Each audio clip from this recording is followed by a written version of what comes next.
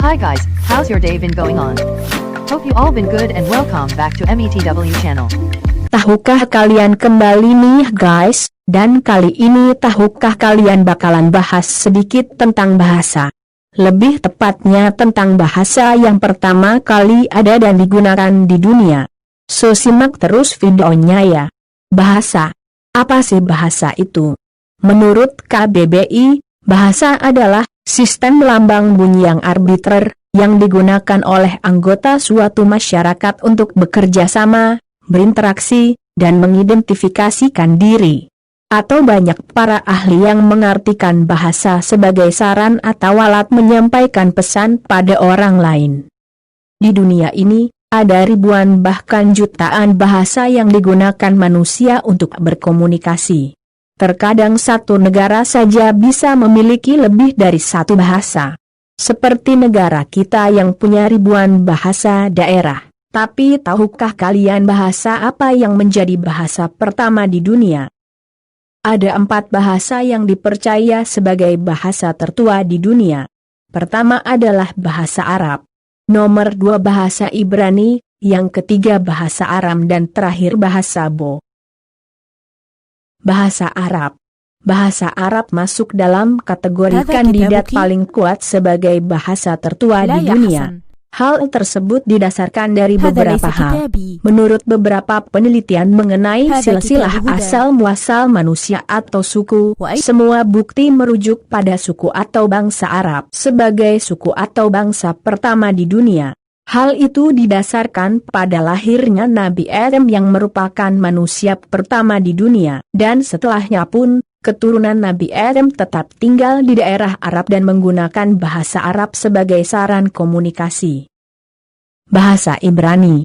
Bahasa Ibrani adalah sebuah bahasa Semitik dari cabang rumpun bahasa Afro-Asia yang merupakan bahasa resmi Israel, dan dituturkan sebagian orang Yahudi di seluruh dunia.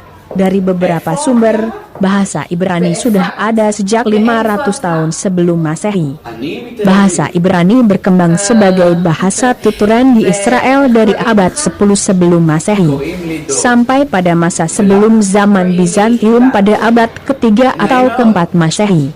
Setelah itu, bahasa Ibrani diteruskan sebagai bahasa kesusastraan hingga era modern sebagai bahasa tuturan pada abad ke-19. Bahasa Aram.